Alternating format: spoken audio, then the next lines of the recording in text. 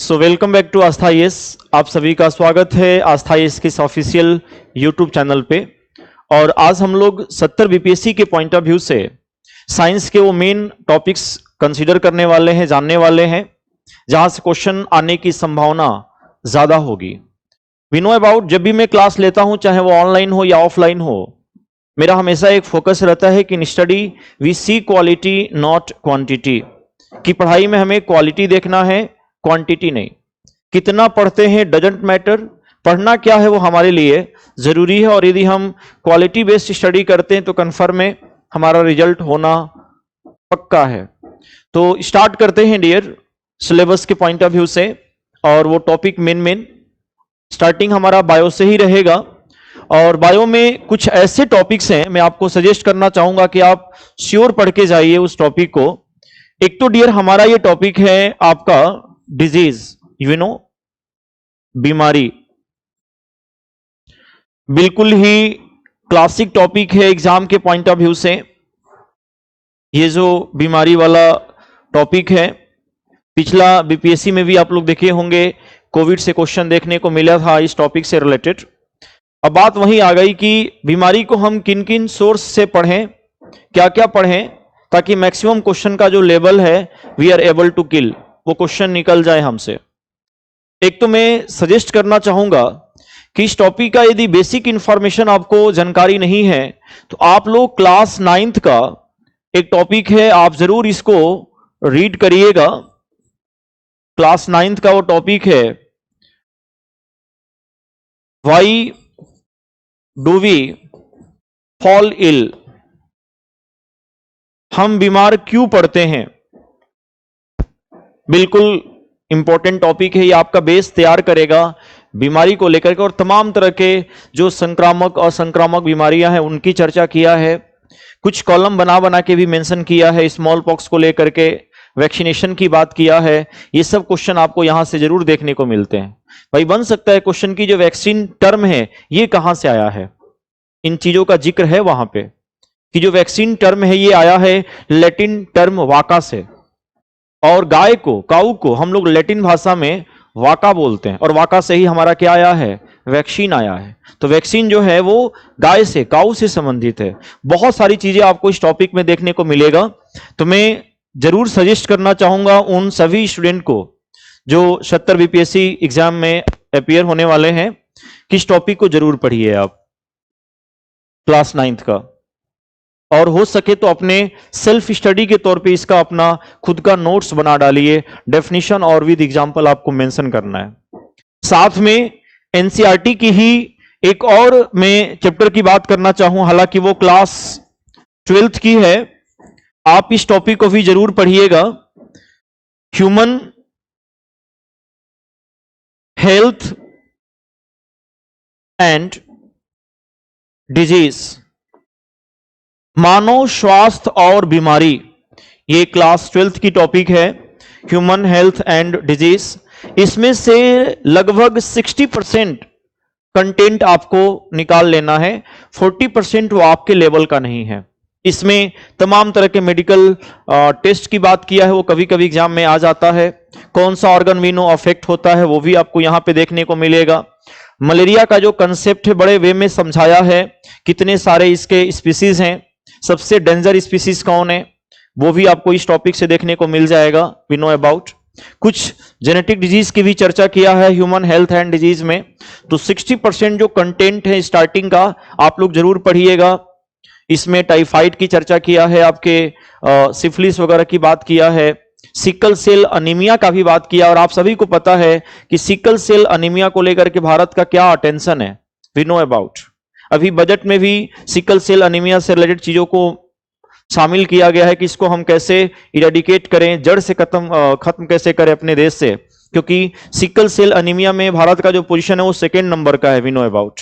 और sickle cell anaemia में एक जेनेटिक बीमारी है, इसमें आरबीसी की जो शेप है वो सिकल जैसी हो जाती है, हंसिया आकार की, जैसे हम लोग फसल काटते हैं कुछ ऐसे लुक में हमारी आरबीसी की शेप हो जाती है, जिससे ऑक्सीजन का फ्लो सही से नहीं हो पाता है। And we feel severe pain, हमें बहुत ज्यादा पेन फील होता है इसमें। वी फील लेस एनर्जेटिक, हमारा एनर्जी लेवल भी क्या होता है भाई, कम हो जाता है। और आप लोग देखे होंगे द हिंदू में भी सिकल सेल अनीमिया को लेकर के एफडीए के द्वारा मेंशन किया गया था कि अब इसका जो ट्रीट है वो संभव है, और वो आप सभी को पता है जिसकी चर्चा किया गया था। वी नो अबाउट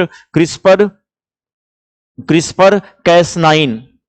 यही वो प्रोटीन है, डीएनए कटिंग टूल है, जिसके माध्यम से अनुवांशिक बीमारियों इनके सिकल सेल एनीमिया को ट्रीट करने की बात किया गया है। CRISPR Cas nine DNA cutting tool, copy paste mechanism पे ये डिवाइस काम कर रहा है और एक तरीके का प्रोटीन है।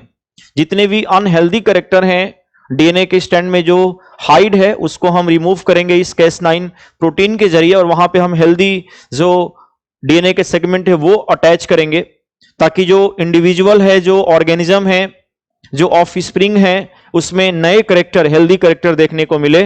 और सिकल सेल अनीमिया को ट्रीट किया जा रहा है क्रिस्पर कैस9 के द्वारा, और ये भी चर्चा का विषय है विनोद आज। आपसे क्रिस्पर का फुल नेम भी पूछ सकता है कि what is the full name of CRISPR, इसका फुल नेम क्या है। तो मेरा कहने का मतलब है कि आपको एक बेसिक इंफॉर्मेशन उठानी है बीमारी से रिलेटेड, तो आप ये एनसीईआरटी की क्लास जरूर पढ़िएगा, 9th और 12th वाला। इसके बाद से मैं आपसे कहना चाहूं कि जो बीमारी है, जो डिजीज है, ये एक तरीके का डायनेमिक सेक्शन हो जाता है साइंस का।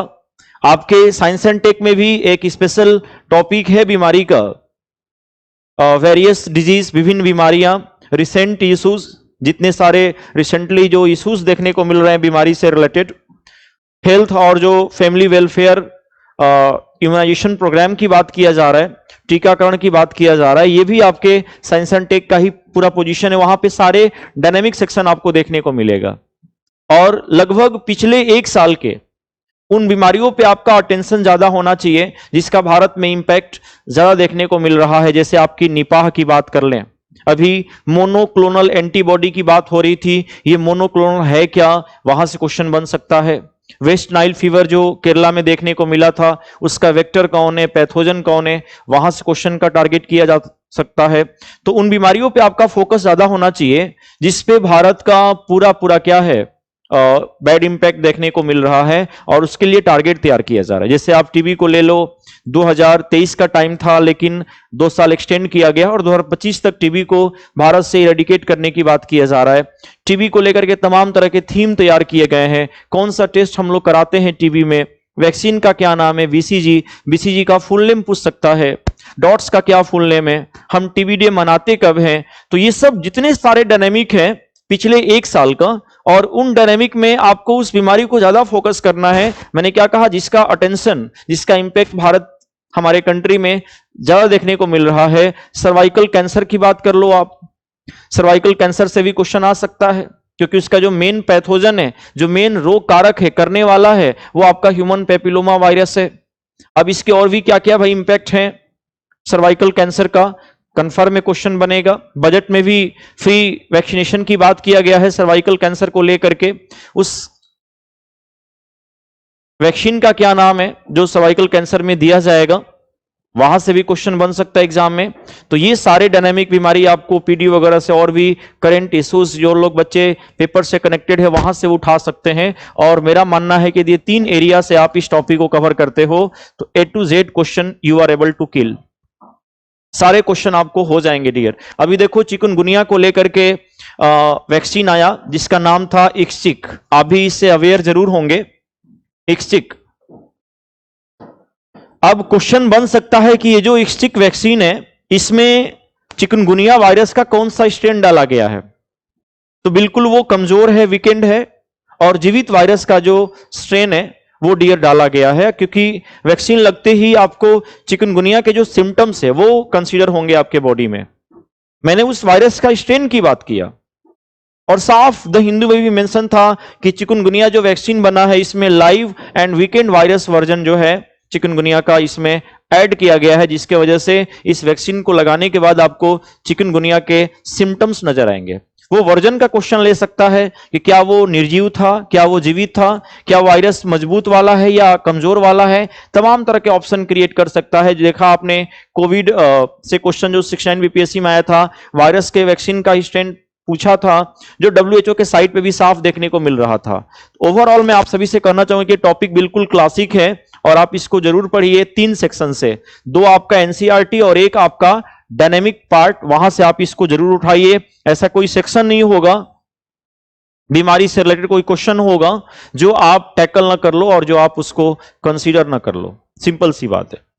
सेकेंड टॉपिक में आपसे मेंशन करना चाहूं बायो में ही, वो और भी एग्जाम ओरिएंटेड है, मैं कहना चाहूं दैट्स नेम इज न्यूट्रिएंट्स। ये भी एक तरीके का हमारा डायनेमिक पार्ट है। ये जितने हमारे पोषक पदार्थ हैं, न्यूट्रिएंट्स हैं, लाइक हमारे विटामिन्स, प्रोटीन, कार्बोहाइड्रेट, फैट, आपके जो डाइटरी फाइबर्स हैं जिसको हम लोग रफेज करते हैं, फाइबर कंटेनिंग फूड की बात होती है, रुक्षांश उसको जिसको हिंदी में कहते हैं, ये तमाम तरह के जो पोषक पदार्थ है, जो न्यूट्रिएंट्स हैं, आप जरूर पढ़िए। और मैं आपसे सजेस्ट करना चाहूं कि इस टॉपिक को पढ़ने से पहले अपने बेसिक इंफॉर्मेशन को बूस्ट करने के लिए आप जरूर ये टॉपिक पढ़िएगा। क्लास 6 का एक टॉपिक है dear, food and its component. Food and its components, भोजन और उसके अवयव, आप जरूर पढ़िएगा। मेरा कहने का मतलब यह था कि इसमें जो सोर्सेज दिया है आपके क्लास 6 में, वो सोर्सेज हाई लेवल के भी एग्जाम में देखने को मिल जाते हैं कि भाई ग्रीन चिली में कौन सा विटामिन है, साफ आपके एनसीईआरटी बुक में फिगर बनाया हुआ है। गुआवा में कौन सा विटामिन हाईएस्ट अमाउंट में है, वी नो अबाउट। ये फिगरिंग बना बना के चीजों को मेंशन किया है। और जब आप लास्ट इस टॉपिक में आइएगा तो फर्दर देखिए, एक कॉलम बनाया है और उस कॉलम में सेलेक्टेड बीमारी का भी जिक्र किया है। बेरी बेरी की बात किया है। हम लोग अक्सर याद कर लेते हैं कि हाँ भाई विटामिन B1 की डेफिशिएंसी होती है, कमी होती है, तो बेरी बेरी की बीमारी होती है। लेकिन बेरी बेरी में क्या होता है ये कभी हम जानने की कोशिश नहीं करते हैं। और कभी कभी सिम्टम्स भी पूछ सकता है कि भाई बेरी बेरी में क्या लक्षण होते हैं। और साफ मेंशन है कि बेरी बेरी में वीकनेस इन मसल्स, हमारी मांसपेशियां कमजोर हो जाती हैं, and we have little energy to do work, हमारे पास काम करने की भी जो ऊर्जा है वो क्या होता है भाई, कम हो जाता है।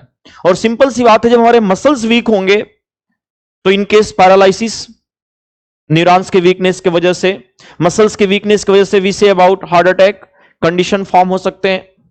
और पता है कि डाइजेशन में, मेटाबॉलिक में, मेटाबॉलिज्म में, उपापचयी क्रियाओं में विटामिन का सबसे बड़ा रोल होता है। विटामिन की डेफिशिएंसी होती है इन केस तो आपको कॉन्स्टिपेशन, कब्ज की भी समस्या बनती है। इन्हीं सब समूहों को, बीमारियों को हम ग्रुपली क्या कहते हैं, बेरी बेरी कहते हैं, जिसमें कब्ज आ जाए, न्यूरॉन्स वीक होंगे, पैरालिसिस होगा, मसल्स वीकनेस होंगे, तो बहुत तरह के कंडीशन आपको फॉर्म होंगे। और चूंकि विटामिन्स हमारे मेटाबॉलिज्म को कंट्रोल करते हैं, they have to regulate our metabolic process, हमारी उपापचयी क्रियाओं को नियंत्रित करते हैं, तो कॉन्स्टिपेशन जैसे समस्या बन सकती है। वो बेरी बेरी का ही साफ मेंशन है, weakness in muscles and we have little energy to do work, that is the main symptoms of beriberi. तो वो कॉलम जरूर पढ़िएगा आप लोग जो क्लास 6 के एनसीईआरटी में दिया हुआ है। साथ में प्रोटीन की टेस्टिंग कैसे करेंगे हम भोजन में, कौन सा कलर भोजन में प्रोटीन की प्रेजेंस को इंडिकेट करेगा। तो भाई हम जब प्रोटीन की जांच करेंगे तो उसमें क्या क्या मिलाएंगे, वो बिल्कुल एक्सपेरिमेंट वे में दिया हुआ है कि कोई फूड लेंगे थोड़ा सा मैशिंग फॉर्म में, और उसमें हम 10 बूंद जल मिला देंगे, 2 बूंद उसमें कॉपर सल्फेट मिला देंगे, 10 बूंद उसमें कास्टिक सोडा मिला देंगे, और ये 3 मिलाने के बाद देखेंगे कि जो भोजन का कलर है वो बिल्कुल वायलेट हो गया और बैगनी रंग बता देगा कि हमारे फूड आइटम में क्या है भाई, प्रोटीन है। स्टार्च की कैसे जांच करेंगे, फैट की कैसे जांच करेंगे, ये सारा सेगमेंट आपको देखने को मिलेगा। क्योंकि मैं आपसे ये कहना चाहूं कि न्यूट्रिएंट्स भी आज के समय एक बहुत बड़ा एक देखा जाए तो डेवलपिंग कंट्री में इसकी कमी देखने को मिल रहा है। दैट्स वाई डियर, हमारे यहां जो डेथ रेट है वो सबसे ज्यादा इंफेक्शन से है, संक्रमण से है। हमें हिडन हंगर कहा जाता है कि हमें सिर्फ खाने से मतलब है, हमारे डाइट में, हमारे भोजन में इनकेस न्यूट्रिएंट्स है नहीं है डजंट मैटर। इसलिए देखो, गवर्नमेंट सजेस्ट करता है कि भाई जो कॉमन सॉल्ट आप खाते हैं उसमें आपको 100 मिलियन कॉमन सॉल्ट में आपको 1 पार्ट आयोडीन मिलाना है, सोडियम आयोडाइड, वी नो। क्योंकि आयोडीन की डेफिशिएंसी हो रही है, स्टिल बर्थ, मरा हुआ बच्चा पैदा हो रहे हैं, आयोडीन की डेफिशिएंसी हो रही है, प्री मैच्योर अबॉर्शन हो रहे हैं, आयोडीन की कमी हो रही है, इनकेस बच्चों का जो मेंटल ग्रोथ है वो रिटार्डेशन हो रहा है। तो ये बता रहा है कि हमें डाइट में प्रॉपर अमाउंट में जरूर लेना चाहिए और हमें फूड फोर्टिफिकेशन पे चर्चा करना ही करना है। आप चले जाओ डेवलप कंट्री में, वहां पे डेथ रेट इन्फेक्शन से कम है क्योंकि वो लोग डाइट पे फोकस करता है लोग। हमारे यहां सिर्फ मिलावट है और फूड फोर्टिफिकेशन पे कोई चर्चा वाली बात नहीं हो रही है। और आपको मैं बता दूं, अभी हाल फिलहाल में फोर्टिफाइड राइस को लेकर के एक नई कंडीशन देखने को मिल रहा है, उसके पॉजिटिव और निगेटिव इंपैक्ट पे चर्चा हो रहा है क्योंकि भारत सरकार ने मेंशन किया कि अब हमें फोर्टिफाइड राइस को, इनकेस जो मिड डे मील वाला जो योजना है, आंगनबाड़ी की जो योजनाएं गवर्नमेंट चला रही है, वहां पे हमें ऐसे राइस को बढ़ावा देना है और उस फोर्टिफाइड राइस में आयरन का जो अमाउंट है वो इनकेस डियर ऐड ज्यादा किया गया है क्योंकि जो मानक है वो मेंशन है कि भाई आपको 1 केजी चावल में इनकेस कम से कम 10 ग्राम जो है इनकेस आपका आयरन प्रेजेंस होना चाहिए, ऐसा मानक निर्धारित किया गया है। और इसी का रीजन है कि हमें अब फोर्टिफाइड राइस वाली बात हो गई है, लेकिन इसका पॉजिटिव इंपैक्ट के साथ साथ इसका नेगेटिव हार्मफुल इंपैक्ट भी देखने को मिलेगा, नो डाउट, जो आज के समय चर्चा का विषय बना पड़ा है। और ये फोर्टिफाइड राइस एक स्मार्ट बच्चा जरूर अपडेट कर लेता है कि इस राइस में किसकी बात की जा रही है, क्योंकि हमें पता है हमारे यहां एनीमिया की भी समस्या है, खून की कमी है, नो डाउट। और ऐसे यहां पे देखा जाए तो जो हम लोग मांस वगैरह खाते हैं उस मांस से हम 50% आयरन जो है ना डियर एब्जॉर्ब कर लेते हैं, नो डाउट। लेकिन कई ऐसे लोग हैं जो वेज वाले हैं, जो नॉनवेज विनो नहीं है, तो वो सेक्शन नहीं यूज कर सकते हैं। और जो हम लोग तमाम तरह के पत्तीदार सब्जियां, लीफी वेजिटेबल्स वगैरह खाते हैं, उससे हम सिर्फ 3% ही आयरन जो है वो एब्जॉर्ब कर पाते हैं। और कई ऐसे लोग हैं जिनकी पहुंच पकड़ उस वेजिटेबल्स को खरीदने तक नहीं होती है, तो ऑब्वियस सी बात है डियर, वहां पे उनको अनीमिया की समस्या बनना तय है। तो ऐसे लोगों के यहां ऐसे चावल पहुंचाया जाए जिसके अंदर आयरन है और वो उनके अंदर एनीमिया को क्या करे भाई, खत्म करे। लेकिन कई ऐसे है कंडीशन जिसमें एनीमिया ज्यादा होना भी हेल्थ के लिए सही नहीं है। जैसे आप एक बीमारी का नाम सुना होगा आपने, थैलेसीमिया। अब ये जो थैलेसीमिया वाला जो पेशेंट होते हैं, वी नो अबाउट, इनको ये मेंशन किया जाता है कि इनको आयरन जो है बिल्कुल सीमित अमाउंट में लेना चाहिए। यदि ये आयरन का अमाउंट ज्यादा लेते हैं तो फिर इनके लिए प्रॉब्लम हो सकता है, इनके लीवर वगैरह और भी कई ऐसे ऑर्गन है वो डियर डैमेज हो सकते हैं। तो ये भी एक चर्चा का विषय है। लेकिन आजकल जो राइस फोर्टिफाइड की बात किया जा रहा है भारत सरकार के द्वारा कि उन योजनाओं तक पहुंचाया जाए, जैसे मैंने कहा मिड डे मील, आंगनबाड़ी वगैरह, ताकि वहां के लोगों को ये आयरन मिले भरपूर अमाउंट में और वो सही से एनीमिया को अपने आप को इरेडिकेट कर सके, रूट आउट कर सके। तो ये भी एक चर्चा का विषय है। तो न्यूट्रिएंट्स को लेकर के मैं आपसे इसलिए मेंशन किया कि एक स्मार्ट बच्चा को हेल्थ फैक्टर से जुड़ा हुआ है, तो we have to focus on that topic. आप जरूर पढ़िए, लेकिन क्लास 6 का ये टॉपिक पढ़िए। और ओवरऑल जितने सारे न्यूट्रिएंट्स की चर्चा किया जा रहा है, जैसे गोल्डन राइस को लेकर के भी कुछ साइंटिस्ट के द्वारा फिंगर उठाया गया था उस चावल के क्रेडिबिलिटी को लेकर के, कहीं ना कहीं वो हमारे लिए सही नहीं है। भले उसके अंदर विटामिन ए एक्स्ट्रा अमाउंट में क्या किया गया है भाई, फोर्टिफाइड किया गया। फोर्टिफाइड मतलब जो प्रोडक्ट नेचुरली उसमें नहीं है हम बाहर से क्या करें, उसमें ऐड कर दें, हम मिला दें कहीं ना कहीं। तो ये भी बिल्कुल हमारा इंपॉर्टेंट टॉपिक है। मैं एक और टॉपिक आपको बायो सेगमेंट में अटैच करना चाहूंगा और वो हमारा है एयर पॉल्यूशन का, वो हमारा है प्रदूषण का। और इस टॉपिक को आप पता है ना, तमाम तरह के आप देखे होंगे, जेपीएससी झारखंड में भी आपको यहां से क्वेश्चन देखने को मिला था पॉल्यूशन से रिलेटेड। वो लाइकेन प्लांट वाला पूछा था, कौन सा पौधा जो वायु प्रदूषण का सूचक है। SO2 और NO2 जैसे एरिया में प्लांट को उगाएंगे तो लाइकेन प्लांट ग्रो नहीं करता है, बता देता है कि हाँ भाई यहाँ पे एरिया में सल्फर डाइऑक्साइड का अमाउंट क्या है, बढ़ गया है। इनकेस क्लास 12th का ही 2 टॉपिक से आप जरूर पढ़िएगा। एक टॉपिक है डियर इन्वायरमेंटल इश्यूज, पर्यावरणीय मुद्दे। आप जरूर उसको जाके रीड करिए, कम से कम 3 से 4 बार रीड करिए और अपने स्तर से नोट बना डालिए। और दूसरा टॉपिक है आपकी बायोडायवर्सिटी, जैव विविधता।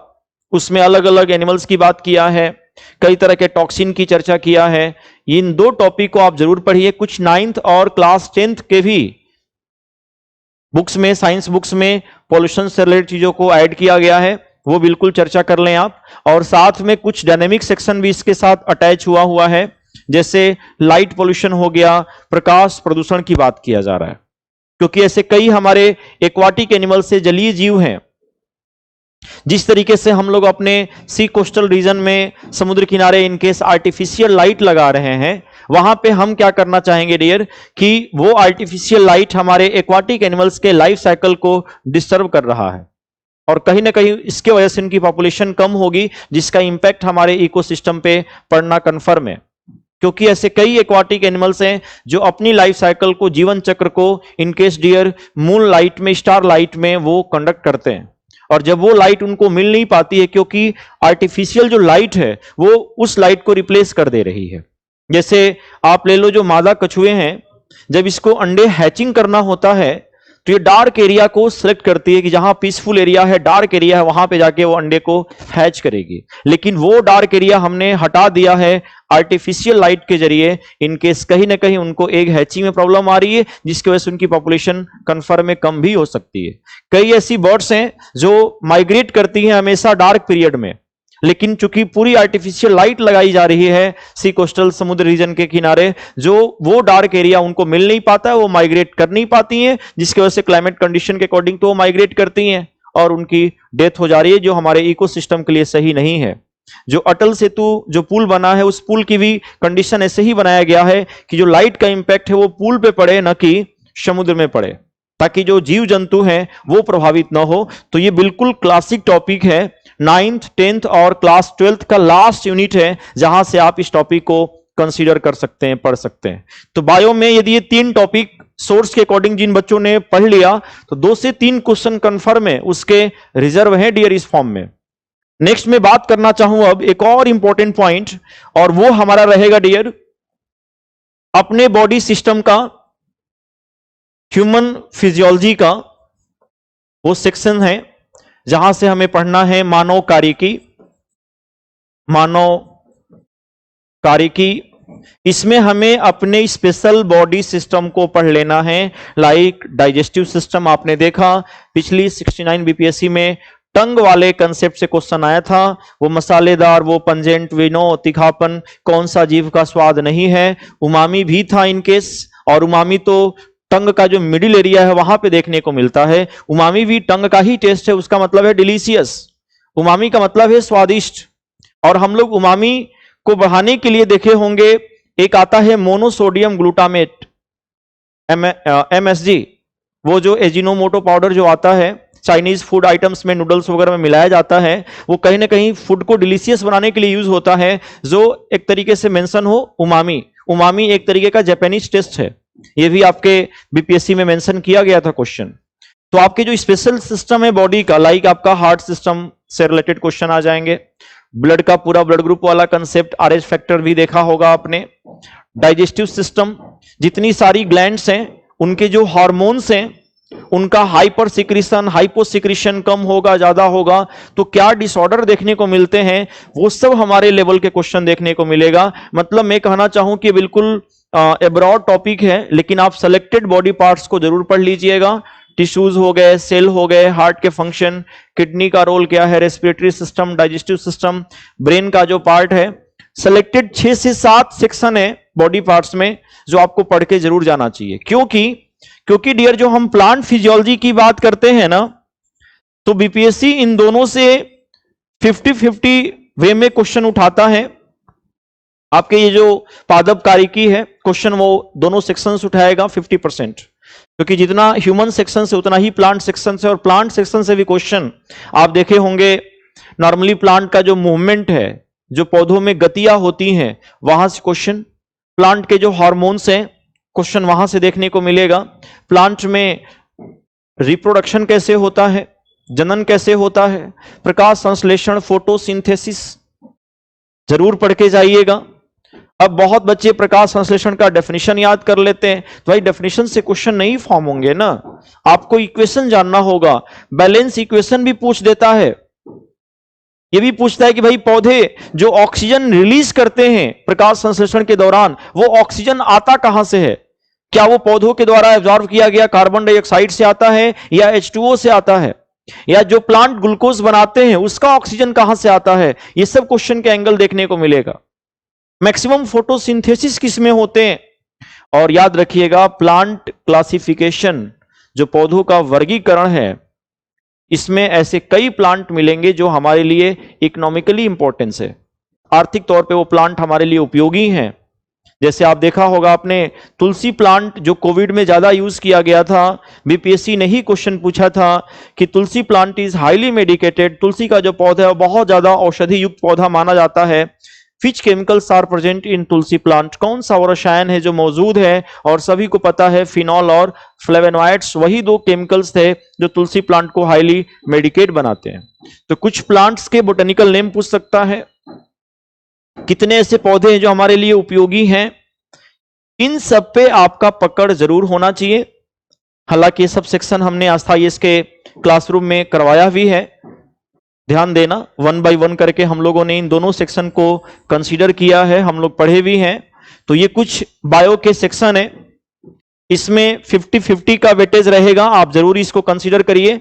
मैं प्लांट फिजियोलॉजी का सोर्स बता दूं तो आपके पास बिल्कुल सीमित समय है, तो आप क्या करिए डियर, क्लास 9th और class we know about 10th, इन दोनों टॉपिक्स में प्लांट से रिलेटेड, पौधों से संबंधित जितने सारे टॉपिक्स हैं उसको आप जरूर पढ़ लीजिएगा।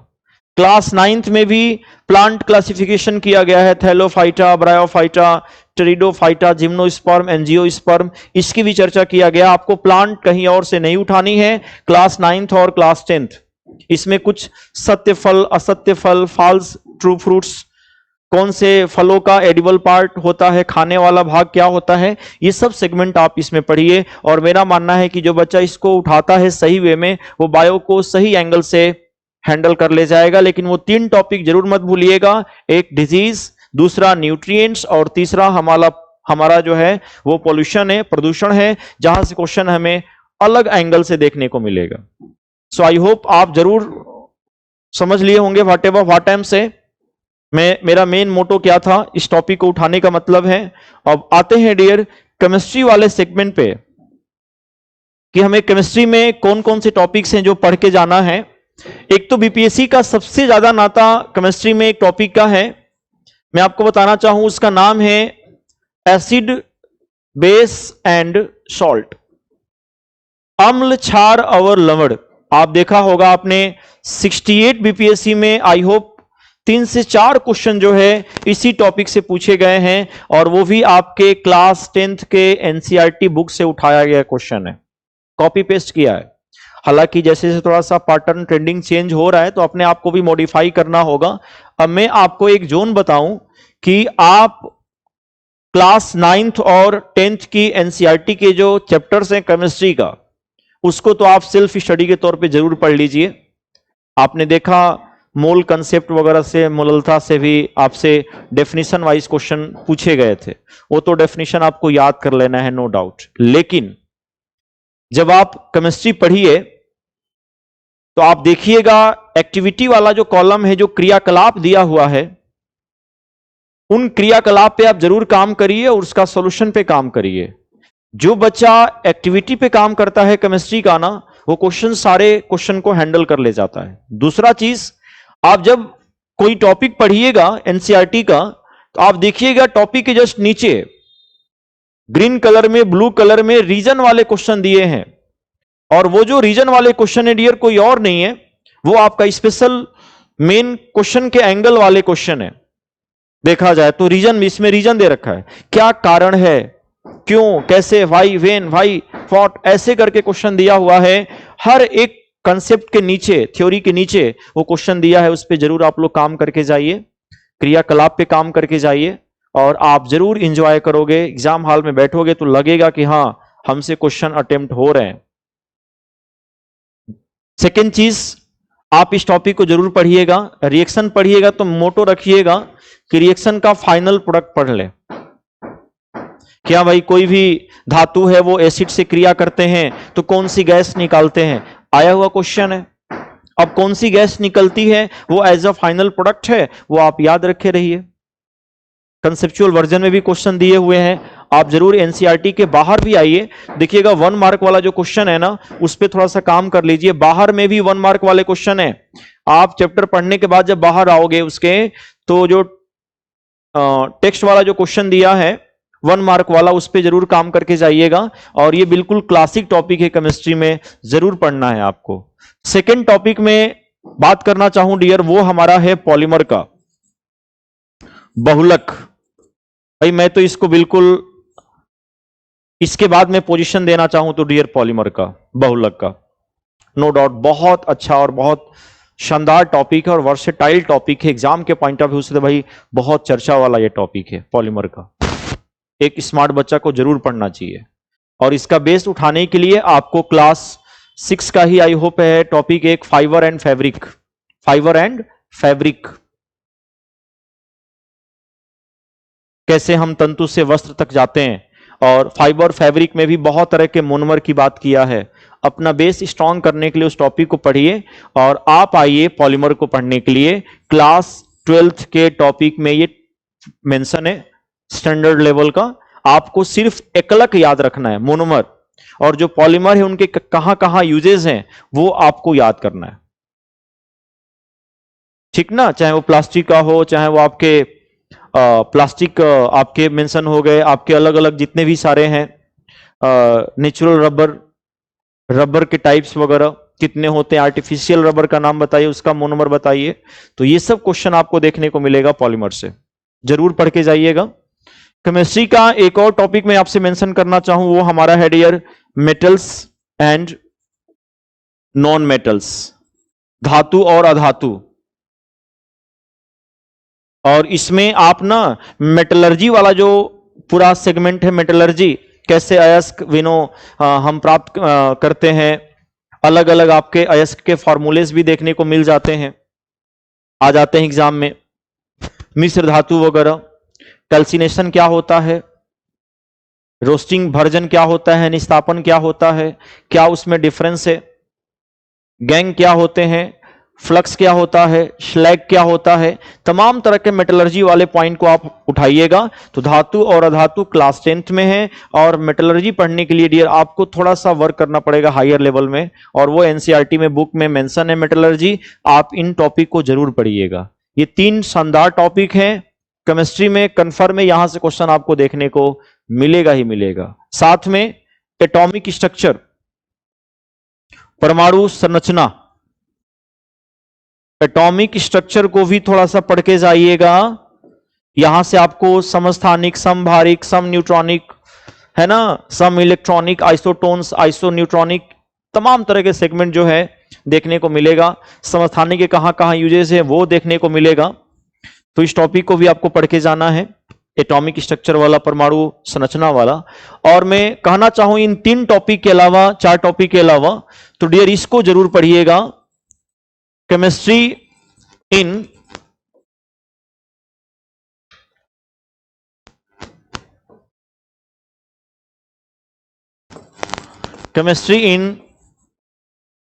Daily life.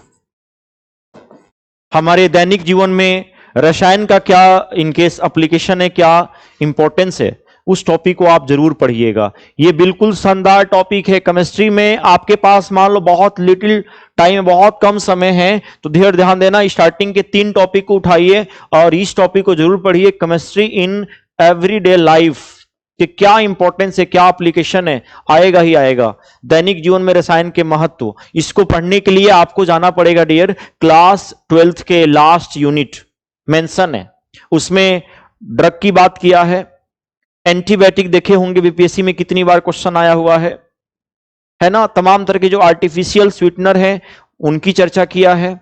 तो इस टॉपिक को जरूर उठा लीजिएगा और भरसक प्रयास करिएगा कि क्लास 9th और 10th एनसीईआरटी में जो केमिस्ट्री के टॉपिक्स हैं उसको हम सही से पढ़ के जाएं। जैसे आपका सोप डिटर्जेंट, साबुन और अपमार्जक, सोप के फार्मूला क्या है, अपमार्जक का फार्मूला क्या है, कपड़ों से जो फैट वाली चीजें निकलती है, जो ऑयल निकलती है, उस प्रोसेस को क्या बोलते हैं, आया हुआ क्वेश्चन है।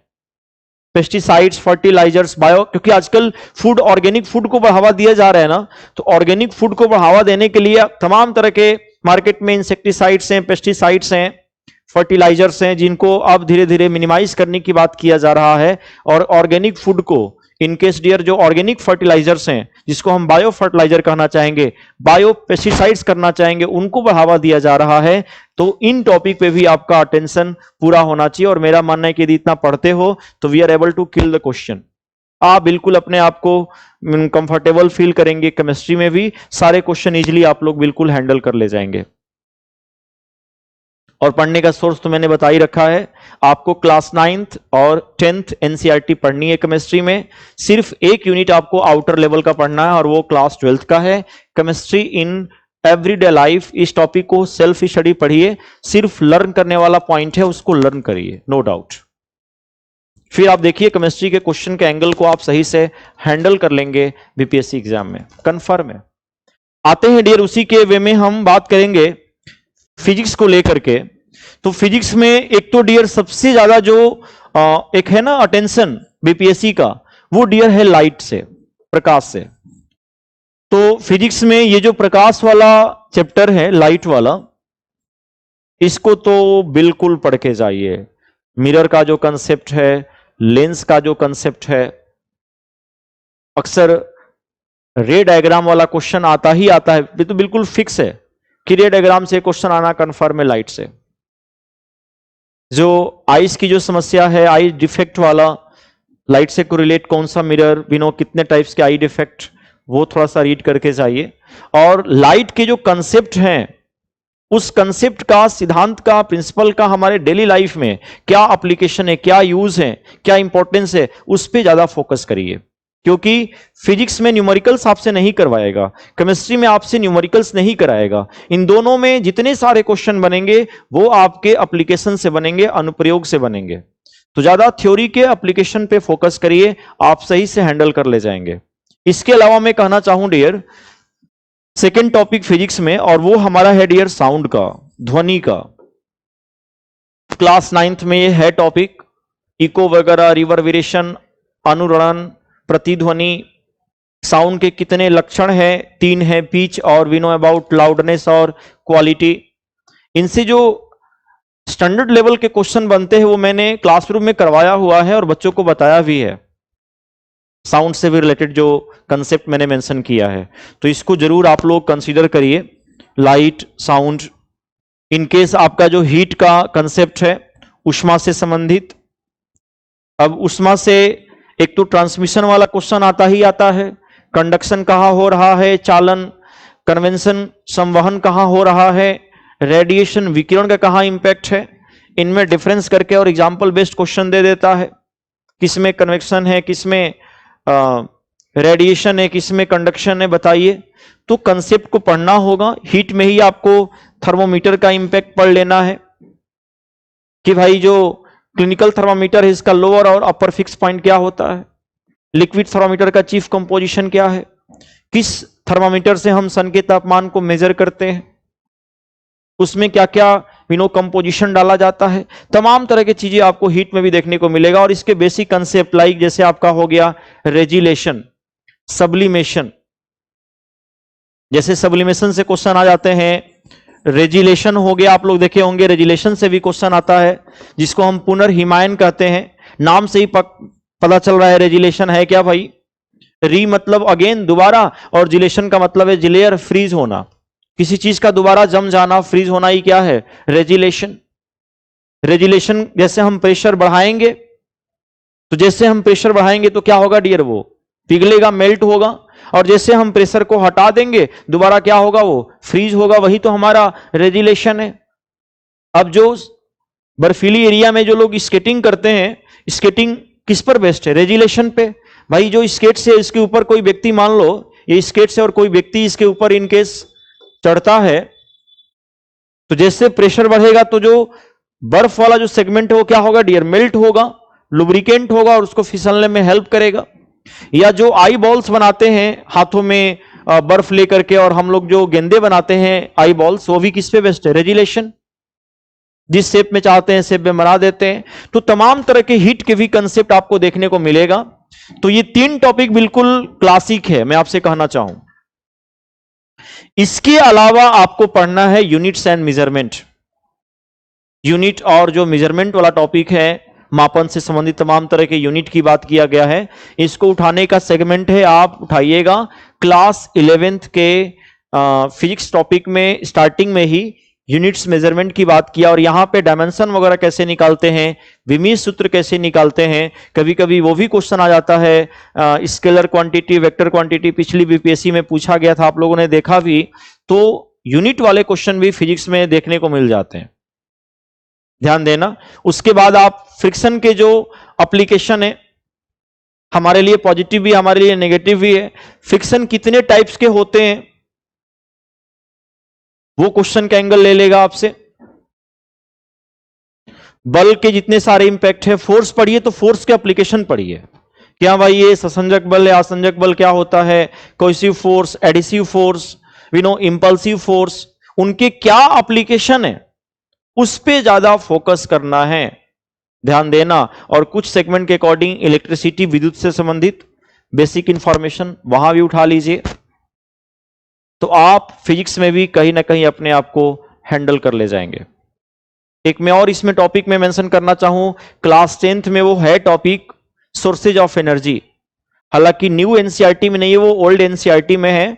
और ऊर्जा के जो स्रोत हैं वो जरूर पढ़िएगा, उसमें एनर्जी कन्वर्टर की भी बात किया है कि कौन ऊर्जा किस ऊर्जा में कन्वर्ट होता है।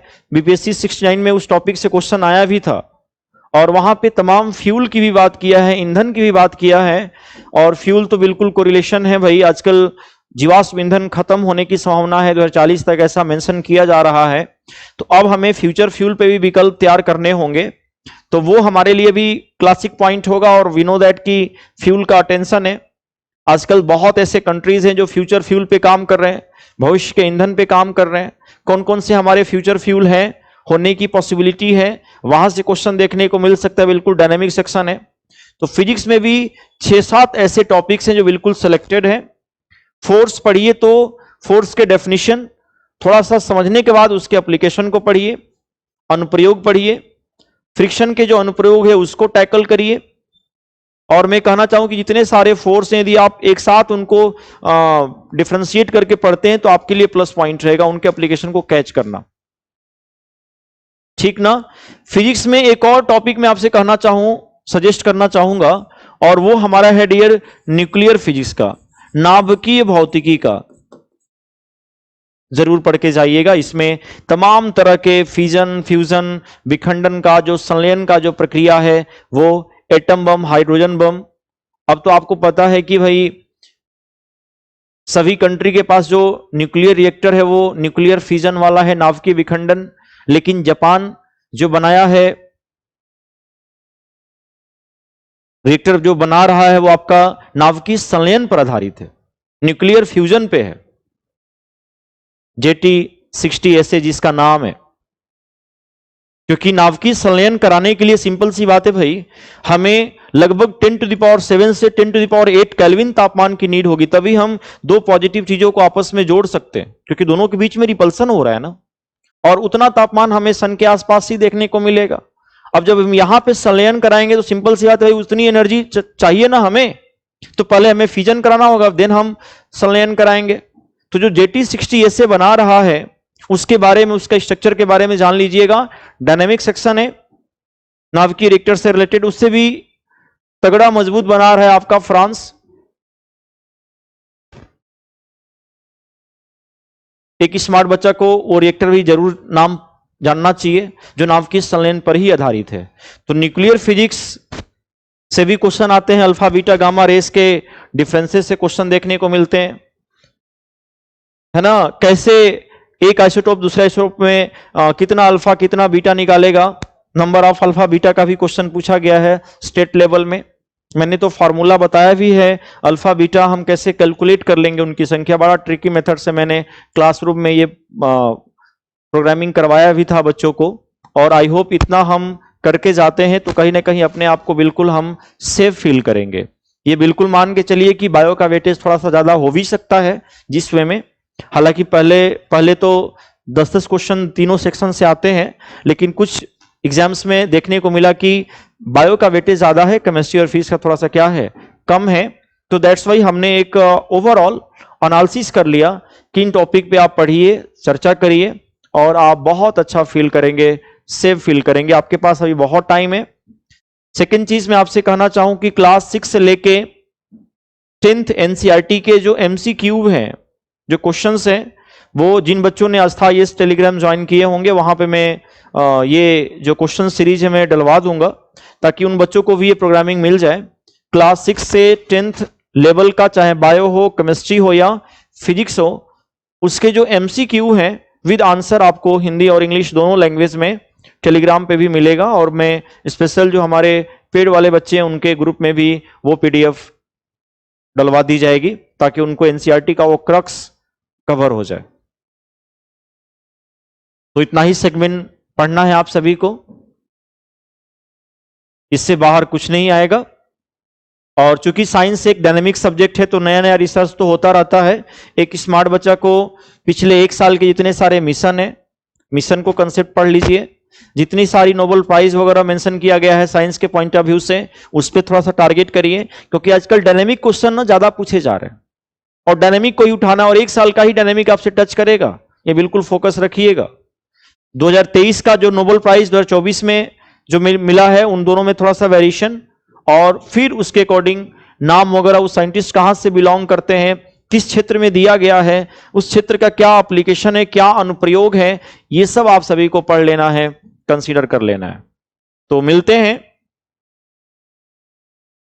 क्लासरूम प्रोग्राम में नए सेशन के साथ, तब तक के लिए धन्यवाद। और आप सभी से अगेन मैं रिक्वेस्ट करना चाहूंगा कि बिल्कुल डिवोट होके पढ़िए, है ना, और बिल्कुल कूल रहिए।